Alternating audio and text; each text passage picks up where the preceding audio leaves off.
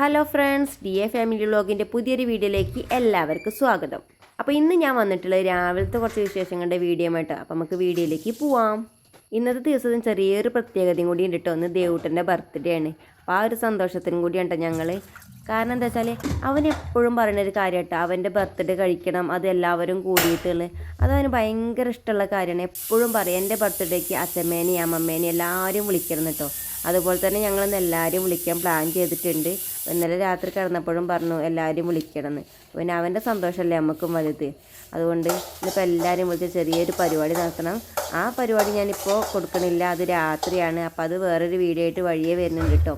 രാവിലത്തെ പരിപാടികൾ ഏകദേശം തുടങ്ങിയിട്ടുണ്ട് കേട്ടോ. ഇപ്പോൾ ഗ്യാസ് കിട്ടിയിട്ടുണ്ട്. അപ്പോൾ എല്ലാതും ഗ്യാസുമ്മ തന്നെയാണ്.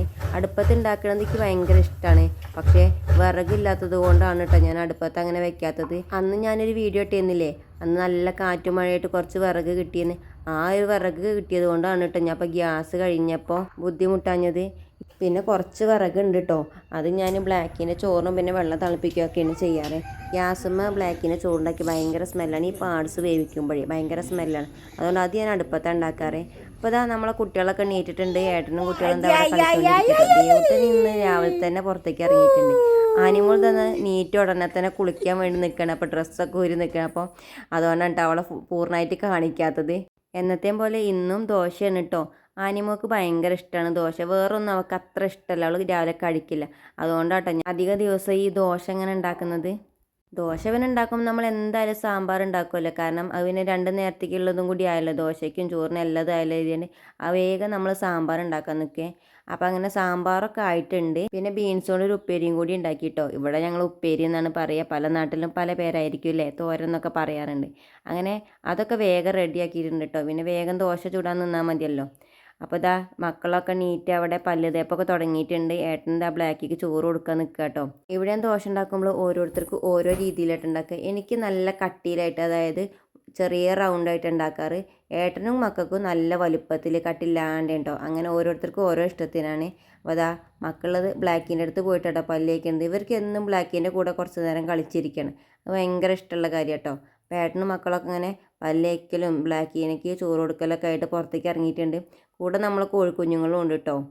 അങ്ങനെ അവിടുത്തെ പരിപാടികൾ കഴിഞ്ഞ് മക്കളെ വേഗം കുളിപ്പിച്ച് അവർക്ക് ചായ കൊടുത്തിട്ടുണ്ട് കേട്ടോ. കാരണം എന്നാൽ അവരെ കൂടെ ഇരിക്കാൻ നേരമല്ലെന്ന് കുറച്ച് നേരം വൈകിയിട്ടുണ്ട്. എന്നിട്ട് പിന്നെ അവർ പോയിട്ടുണ്ട് ഞങ്ങൾ ചായ കുടിക്കാനൊക്കെ നിൽക്കുന്നത്. അപ്പോൾ ഞാൻ വേഗം അവനുള്ള ചോറും കറിയൊക്കെ ബാഗിലാക്കുകയാണ് കേട്ടോ.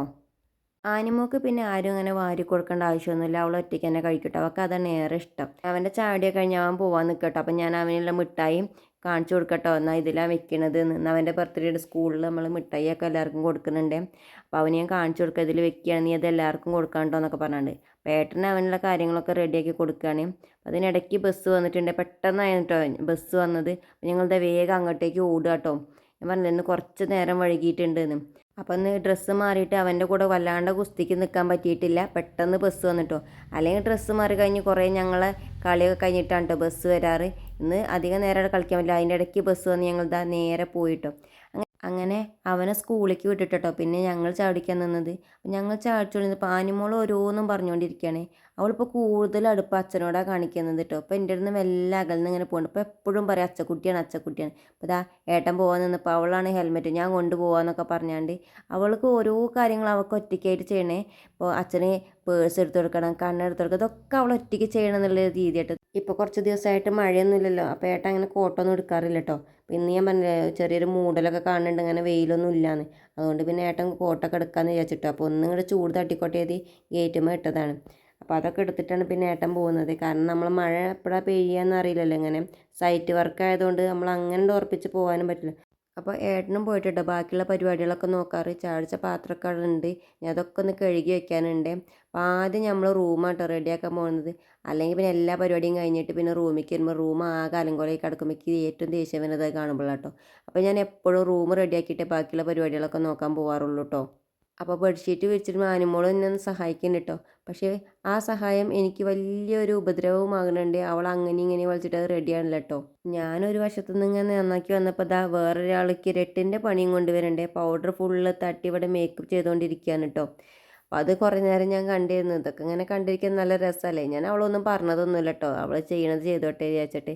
ഇനിയിപ്പോൾ ഇതൊന്നും നമുക്ക് പിന്നെ കാണാനും പറ്റത്തില്ല. കാരണം എന്താ വെച്ചാൽ ഇനിയിപ്പോൾ അവളും കൂടി വലുതായാൽ പിന്നെ ഇപ്പോൾ നമുക്ക് കണ്ടുകൊണ്ടിരിക്കാൻ ഒന്നും ഉണ്ടാവില്ല കേട്ടോ.